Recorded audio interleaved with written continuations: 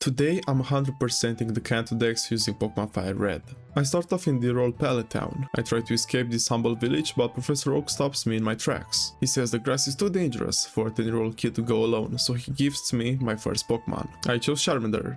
I had to. Charizard is on the cover and everything. First one down, 150 to go. This should be fun. I passed through Viridian City where the gym was closed down for the moment. His gym leader was just not present. So I made my way up to Viridian Forest where the process of training my Charmander had begun. The first two gyms are horrible for it, so the more EXP, the better. I also made my first capture in the wild, a tiny Caterpie. We've got a long road ahead of us, little bug. I trained a bit more and also caught a Kakuna, a Weedle, and a lovely little Pikachu. Outside the trees on the path to Pewter City, there was a patch of grass where I captured a couple more of these early route weaklings, a Pidgey and a Rattata. But no Mankey. I somehow forgot about the crucial Pokemon in defeating Brock's gym if you choose Charmander. Thanks to that blunder, I wasted a ton of time training against bugs. My Caterpie toughened up so much that it evolved into a Metapod and Charmander into Charmeleon. As you could expect, the Brock battle was a breeze. Look at that level difference. Now that I'm done with the first gym, I made my way east, where one of Professor Oak's assistants gifted me the running shoes. Finally, freedom! I fought all the trainers on that route, leveling up my team, but mostly Charmeleon and Pikachu. There was also a patch of grass there, in which I caught a Sparrow, a Nidoran male, and a Mankey. Nice job, you finally remembered it, you fool! Afterwards, I progressed to Mount Moon. The trains there didn't prove to be too much of a trouble, and I also had my first encounter with Team Rocket, which was pretty nice. I kicked their asses and also received a Helix fossil for my troubles. Of course, I couldn't spend all that time cramped up in a cave without catching Pokemon. You know which video I clicked on. Near the entrance, I caught a Zubat, then as I progressed, I caught a Paras and a Geodude. My Metapod also finished its evolutionary line by bursting into a fabulous Butterfree. Finally, I made it to the other side of the mountain, so I hopped this tiny fence and arrived in Cerulean City. I'm coming for that badge, Misty. Before heading into that challenge, I need some leveling up to do, so I headed north towards Route 24. But before passing the bridge, I stumbled into Gary. I kicked his ass and followed that up with some more ass-kicking during the bridge challenge, where I received a nugget for my troubles. The next shenanigan took place on Route 25, where I helped Bill, the PC storage system guy, switch his consciousness back into human form from that of a Clefairy. It's a long story, but he gifted me the SS ticket, which should prove helpful later. I then added a new Pokemon to my team, a little Oddish, which I leveled up just in time for Mrs. Jim. And with that, my second badge had been obtained. Leaving Cerulean City, I made my way south, where I encountered a Meowth in a grass patch on Route 5. I obviously caught the little coin dispenser. Moving on, I passed through the underground path and then fought multiple trainers before reaching Vermilion City. I obtained the old rod from a fisherman, a Farfetch'd from a little girl by trading over my Spearow, and a bike voucher from the Pokemon Fan Club president after I listened to him blabber on about some nonsense. I then made my way east to Diglett Tunnel, where the hunting for an over-level Dog Trio had begun, cause I desperately needed some coverage for Lieutenant Surge's electric gym. It took me a couple of minutes, but I finally managed to get a high-level Dog Trio. I also caught a Diglett whilst at it, of course. Now with a bike to my name, I did the most logical next step, hopping on the ferry using the ticket Bill gifted me. Aboard the ship, there were plenty of trainers for me to face, plus Gary, whose ass I kicked once again, pretty easily. Thanks to that amazing training, my Oddish evolved into a Gloom. For my awesomeness, I was awarded the Cut HM from a trash can in the captain's office. I thought that move onto my Farfetch'd, which opened my path to the gym.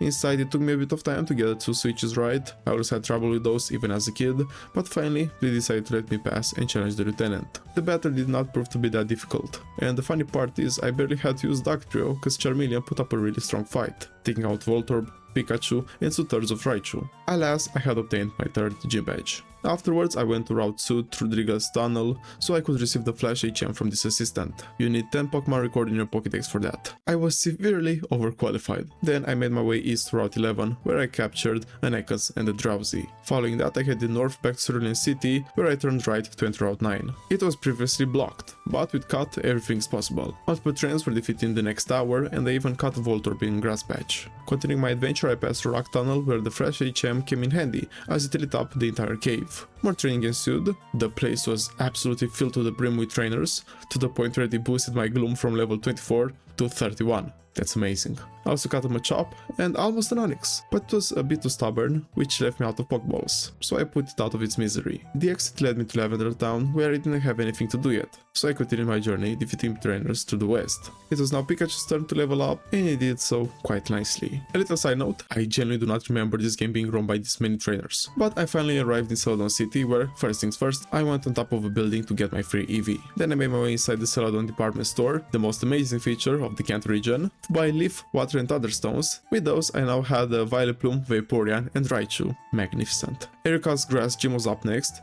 and with Charmeleon above level 30, it should be no problem. Inside I set all the plants ablaze, evolving my start into a Charizard and receiving the 4th badge. Let's go. I then entered the Celadon mansion, where a nice old lady gifted me some tea. This is useful for entering Saffron City, as every entrance to it is closed due to some thirsty men, and the tea satisfies their need. That's life, I guess. Then on the next floor I said hello to the Game Freak developers. This is the place where I'll have to return at the end of the challenge to get my certificate for completing the Pokedex. Afterwards I made my way west on Route 16 to grab the Fly HM, but I also got my hands on a Dodo and Raticate. I entered Saffron City and immediately noticed the place had been overrun by Team Rocket grunts, who also blocked off the gym, but the fighting dojo next door was unguarded. Probably because they knew they'd get their asses kicked. Inside I fought a couple of trainers along with their master, and as a reward I could choose either Hitmonchan or Hitmonlee. I went with the latter. Before heading inside the Pokemon Tower in Lavender Town, I remembered there was a Growlithe available in the grass on the neighboring route, so I caught one real quick, bought Firestone and evolved it into a majestic Arcanine. Easiest evolutionary line to complete. On the second floor I encountered Gary, who wanted to battle, and I quickly realized this maybe should have happened when I first arrived in the town, cause just look at the level difference between us. But yeah, Gary got destroyed. Moving up in the tower, I fought multiple channelers and then got stopped in my tracks by this ghoulish specter, which denied me entrance to the last level. To defeat it, I had to get the Silph Scope, which is only obtainable from Mr. Big Bucks himself, Giovanni. So I returned to Celadon City, hit a switch behind the poster in the gambling corner, which allowed access to the hidden Team Rocket underground base. I cleaned it up real nice, defeated Giovanni and got my hands on the lance. Back in the tower, the Spectre was revealed to be a Marowak, which the game unfortunately would not let me catch. That's a bummer. On the last level, I ran into more Team Rocket trainers keeping Mr. Fuji, the town's elder Pokemon caretaker, hostage. I guess they weren't clued in about my awesome takedown of their base, but no problemo, cause I swept their teams away with no issue.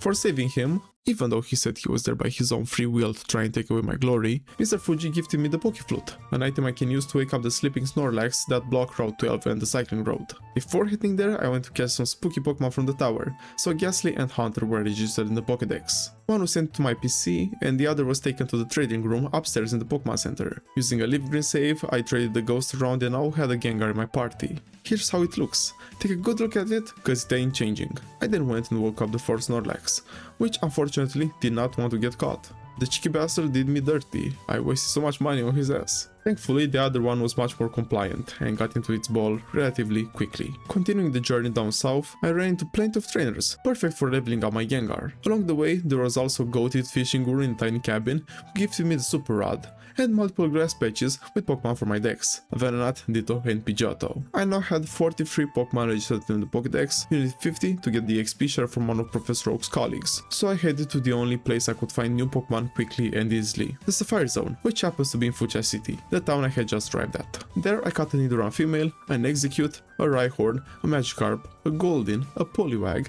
and a Nidorino, which I evolved right after into Nidoking using a Moonstone from Mount Moon. So just like that, I was the proud new owner of an EXP share. Whilst at it, I also managed to get my hands on 2 HMs. You need to traverse the Safari Zone and end up on the west side, where you'll find a set of gold teeth on the ground. Then, inside the shack close by, you'll find a young lad who'll give you the Surf HM. Back in the city, you need to go into the Warden's house, it's east of the Pokemon Center, where you hand him the teeth in exchange for a Strength HM, which you can use right away in that same house to push a boulder and get rare candy as a nice little reward. There's also a backyard with a tiny pond to his house, so I surfed around a bit for Psyduck. It was now time to take on Koga's Poison-type gym. I barged through the invisible labyrinth at full force, defeating every trainer until it was time to face the leader himself. Gengar managed to put on a magnificent display of skill as he took down every Pokemon by itself without getting a single scratch on its ghoulish body. And with that, the 5th badge was mine. I left the gym and headed west to the cycling road, where I burned to a crisp a ton of motorcyclists and caught a feral. Now that I was done with all the connected stuff on land, it was time to head south of Fuchsia City on Route 19 by sea. I battled multiple swimmers with my Raichu, easily, and I also caught a tentacle while surfing. Following that, I fished for a bit, catching myself a Horsey and a Krabby. These sea creatures are so cute. I continued going west and reached Seafoam Islands, where inside the caves I'd have to complete boulder puzzles to arrive on the other side. But that was not all the stuff to do with the boulders in there. If you complete a more difficult, in quotations, puzzle, you'd stop some harsh currents that would allow you to encounter the legendary Articuno. Look at it, standing there calmly and beautifully. Oh, you precious ice being. I caught it in my second Ultra Ball. As you can imagine, I was very happy. The exit of the cave allowed me to progress further west, where I arrived on Cinnabar Island. First things first, I went to the Pokemon Lab to get the fossil I picked up way back in Mount Moon restored into an Omanite. Now I had to fly to Fuchsia City cause the place was still swarming with Team Rocket grunts. Damn, that memo travels slow. Making my way to the Silphco building, I took down their final operation, which, might I add, was composed of 11 floors, with different teleportation devices leading me behind special doors. It was a huge mess, to put it lightly. I also fought Gary, cause he was randomly sitting there waiting for me. Like, okay man? Almost as random as the scientist next to Gary, who gifted me a Lapras after the battle. Well, I'm not complaining. The whole shenanigan ended with me defeating Giovanni once again and rescuing the chairman, who, in exchange for my heroic actions, bestowed upon me the Master Ball. I assume you know what it will be used for. Now the town was free from the tyranny, and so was the gym. So I hopped right inside Sabrina's psychic madhouse and fought the trainers there while solving another teleporter puzzle. I'm so done with this. Why send me from one building full of teleporters to another? But I digress. Sabrina didn't prove to be much of an opponent. Gekar handled business maturely, winning the 6th badge whilst getting hit only once. This brother basically gifted me 2 badges. What a Pokemon, I understand the glaze. After that triumphant victory, I flew back to Cinnabar Island, where I, shockingly, found the gym closed. The key to it was inside the Pokemon mansion next door. I have no idea how that works, because there are people inside the gym. Are they just trapped in there until I can set them free? Does this side quest have anything to do with proving myself to be a powerful trainer, or did they just accidentally lock themselves in? We'll never know. Inside the mansion, I cut myself a couple of months, a grammar and a coughing. What followed was a tiresome side quest, battling scientists and thieves on multiple floors until I finally found the secret key hidden down in the basement. It was now time for Blaine's Fire Gym, which Vaporeon swept all up with Surf. An extremely powerful move for an HM, might I add. So the 7th badge was mine. Right outside the gym, Bill was waiting for me. He wanted me to help him with a random side quest on the 3 islands. Unfortunately, I have to do it because it leads to the postgame content, which I need to complete in order to catch Mewtwo and gain the option to trade with Hoenn games. I'll spare you the small details. He needed me to help by delivering a meteorite and finding a little girl who was kidnapped by a Hypno and taken to a forest. That's all. Brother thinks I'm the embodiment of UPS and the police department. Nice. At least, this little venture brought my Pokedex numbers up quite significantly. On the 2nd island, I caught a Persian in a grass patch, then fished up a Gyarados and a Poliwhirl. Then on the 3rd, in the forest, I caught a Hypno, a Venomoth, and a Seaking. All this Pokemon catching got me excited for more Pokemon catching. Near Pallet Town, there is this weirdly placed patch of grass in which I found my very own Tangela. Then I went back to Seafoam Islands, cause Articuno wasn't the only man of interest in there. I caught a Golbat near the entrance, then a Seal, a Dugong, and a Golduck in the lower levels. Now it was time to head to Viridian City to battle the normal type gym, cause its unknown gym leader had returned. It's Giovanni. I took on the trainers there and defeated the old man for the 3rd time. It's getting embarrassing, to be quite honest. But the last badge had been collected. I then headed towards Victory Road, where Gary stopped me in my tracks. He wanted the last chance to prove himself, but just like Giovanni, he fell short before my magnificent team. The Victory Road was a breeze, to be quite honest. I fought a couple of trainers and got myself a Primeape, an Arbok, an Onix, a Marowak, and a Machoke. With this months added to my collection, I passed the halfway mark of the Pokedex. I also evolved the Poliwhirl I caught earlier into a Poliwrath using Waterstone I picked up along the way. After that, I turned to my faithful Pokedex to try and spot what quick captures I could get. The first one was through a trade on Route 18. I gave a guy my Golduck for a Lickitung. Then, given I was close to it, I went hunting in the safari. I have a very love-hate relationship with this place, cause when you look at it, you see a very fun minigame where you can obtain rare Pokemon. But then those rare Pokemon are extremely rare with their 1% catch rate. And you need to encounter like 5 of them before one gets into your ball without instant fleeing. Yes, I'm talking about you, Cypher. This visit granted me a Nidorana, a Parasect, a Chansey, and a godforsaken Scyther. Oh my god, it took me nearly an hour to get this stupid bug. But no worries, cause Leaf Green also has its very own 1% counter rate Bug Demon. That's a problem for later though. Other ones I captured during this frenzy were Taurus and Kangaskhan, which I found in grass patches as well, but then I fished for Dratini and Dragonair. It took me a bit to find and catch the latter, but it was totally worth it, I think. Then I evolved the newly captured Nidorina into a Nidoqueen, and the Execute I had into Executor using Moon and Leaf Stones. A rare candy also made its way into the belly of the level 37 Pidgeot Pidgeot I had in my PC. Let's face it, I was too lazy to level it up, and I had rare candy to spare, so... Then there was my Kakuna, which I had evolved into a Feisty Drill through training. Then a Clefairy from Mount Moon, which evolved into a Clefable with a Moonstone. Then I remembered the power plant was a thing, so I caught the legendary bird Zapdos, along with Magnemite, Magneton, and Electabuzz. And then I made my way back to the boring islands. I surfed around on the third for the Tentacruel, which I caught quite easily. I think now's the perfect time to mention how goated this Raichu with its Thunder Wave is. It makes hunting for wild Pokemon much easier. Then from the first island I surfed east to Kindle Road, where I caught both Ponyta and Rapidash in the grass and the Seadra by fishing. I cleaned up all the trains I could find there, which there were quite a few, but the XP helps with the Elite Four, so I'm not complaining. Following the path north, I arrived at Mount Ember, cause this whole little journey was to get my hands on the last legendary bird, Moltres. After roughly 20 Ultra Balls, it finally accepted its fate and joined the others in my PC. With that piece of business done, I was spiritually prepared to face the league. Here's my team, no changes, 5 warriors and a mule. First opponent, Lorelei, the Ice-type master. I led with Raichu, which took out Dewgong, Cloyster, Slowbro, Lapras, and paralyzed Jinx as it went out. The definition of an MVP performance. Incredible. Charizard finished things off. The next battle was against Bruno, the fighting-type master, which was defeated by a combo of Vaporeon and Gengar. The third member, Agatha, the ghost-type master, I thought was gonna be the toughest based on what memories I had of her battle from when I was a mere child. But it actually proved to be the easiest of the bunch. Gengar defeated 4 of her Pokemon normally,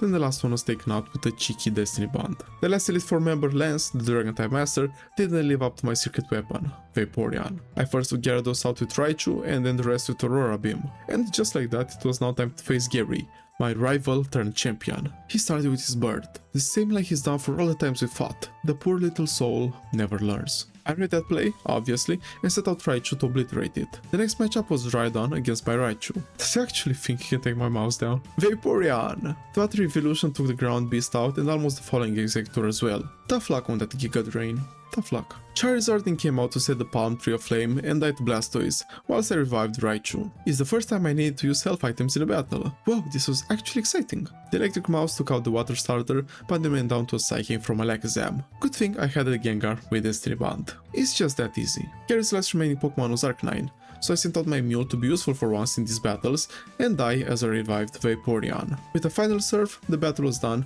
and I came out triumphant. Absolutely, without a shadow of a doubt. Loved it. A ton of back and forth up to the very end. Good job, Gary. You lost your title of champion as quickly as you got it, but you gave me our first actual competitive battle. You should be proud. That's a higher achievement. All came in and saw me talking to myself, so he took me to the next room, where I registered this beast of a team in the Hall of Fame. The main story was done, but the Pokedex won't complete itself. We need to help the guy from the lab on the first island by finding a Ruby and a Sapphire, so that trading between the Kanto games and the Hone games would be possible. I see what you did there, game. Well played. Plus we'll get access to Cerulean Cave, where Mewtwo resides. The main gives us a Rainbow Pass, which grants us access to all the Sevi Islands, so we jump from 3 to 7. Lovely. I'll spare you the details. This entire quest centered on defeating Team Rocket once again. That's all. Kinda boring. I explored Cerulean Cave and caught some high-level Kadabra and Electrode. Then, outside, I caught an Abra, which I used right afterwards in a trade on Route 2 to obtain Mr. Mime. It was now fishing time, so I reeled in a Shelter on Cinnabar Island, which I evolved into a Cloyster using Waterstone, and a Poliwhirl in Viridian City, which I traded to an old man in Cerulean for a Jinx. I know it's a ton of back and forth, but try to stay with me. I'll do my best to explain the most proper way. Following that up, I left my Vaporeon and Ditto at the daycare on the 4th island for some freaky action, which resulted in 2 eggs. Those hatched into beautiful Eevees, which I evolved into Flareon and Jolteon using the respective stones. I then started training some Pokemon towards evolution in the Cerulean Cave. I only managed to turn Geodude into Mighty Graveler and Graven into Mach before realizing this does not seem like the most effective way of training. So, one quick Google search later, I found out about this pretty broken strategy using a spot near Mount Ember. Use the VS Seeker, my favorite item in the game, to call upon these trainers for a rematch. You might get 3 responses at once or none. After you battle them, you go inside the cave to heal in the hot spring, and by the time you get back out, the 100 steps needed to recharge the VS Seeker have been completed, and you do the whole cycle from the beginning. The Pokemon you face are final evolution, high level Pokemon. Just look at the XP. This trick made it all that much easier to level up my mons. And to celebrate this discovery, the first Pokemon I traded was one of the hardest to evolve, Rhyhorn, which evolved at the whopping number of level 42. Yikes. I'm not kidding, it took less than 20 minutes to get it done. Amazing. After that I took Comanite and Dodo on the ride to get an Omastar and Dodrio. Next on the list was turning the old Ember I had received earlier into an Aerodactyl on Cinnabar Island. And whilst I was there, I headed quickly into the Pokemon Mansion and cut myself a Weezing. Keeping the train rolling, I cut a Cubone in the Pokemon Tower. Absolutely zero clue how I missed this little guy earlier. I literally had a Marowak ready. Washing away my forgetful sins, I turned the Krabby into Kingler. Very menacing sprite. We're now switching saves to Leaf Green because there are a couple of Pokemon I need which are exclusive to that version. Those being Sandshrew, Vulpix, Bellsprout, Slowpoke, Staryu, Magmar, Hitmonchan, Kabuto, the other two starters, which I had to hatch from eggs, and the mighty Pinsir. It was quicker than Scyther. Thank God, I have no clue what that Greenbug had against me. I sent those right over, along with trade evolving Graveler, Kadabra and Machoke. But that's not the end of trading, because on an Emerald save I went deep on a secluded island in search of something mythical. A little pink Pokemon that's said to have the power to use every move. There it is, the little Mew. I needed to complete the Pokedex and the way to obtain it is by doing this pretty cool side quest using an event item that was distributed 2 decades ago. Lucky for me, I just got my hands on it. Wink wink. Back to Fire Red, I got a tiny Jigglypuff on Route 3 and evolved it straight away using a Moonstone. Then I headed to my usual training place to level up the traded Moss, which get extra XP thanks to them being traded over. I never understood this mechanic, but it's really neat and I'm not complaining. It makes the grinding easier. By such, I registered Slowbro, Sandslash, Whipping Bell, Victory Bell, Starmie and Ninetales. Some of those were with stones, but you get the gist of it. I then played the slots a bit. How on earth did this pass the regulations, I'll never understand, and hate even more because you need 9,999 coins to buy a Porygon. And that's the only way to obtain it in the whole game. You want to know the jackpot's payout? 300 Slousy coins. That's it. At least you can buy this with Pokedollars at whopping 20 a coin, so you'd need roughly 200k Pokedollars to buy a Porygon. That's absurd. Guess where all my money went. Back at my training grounds, I evolved the starters to their final form along with Kabuto into Kabutops. And because I was exhausted from all those battles, I searched around for rare candies, guided by a YouTube video, of course, and used those to evolve Dragonair into Dragonite. We've hit number 150. One more Pokemon remained. I flew to Celadon City and surfed to the entrance of the cave. I passed through its labyrinth and arrived face to face with the all-powerful Mewtwo. A Master Ball flew towards it. 1 shake, 2 shakes, 3 shakes. Caught. I've completed the Kanto Pokedex. I told Professor Oak, who wasn't that interested, okay, like screw you dude, but you know who was? The developers of Game Freak HQ, who gave me a certificate for completing the beautiful and nostalgic Pokedex. If you enjoyed this video and want to see more, then be sure to press those like and subscribe buttons, I would wholeheartedly appreciate that. Until next time, have a great day guys, stay safe, bye.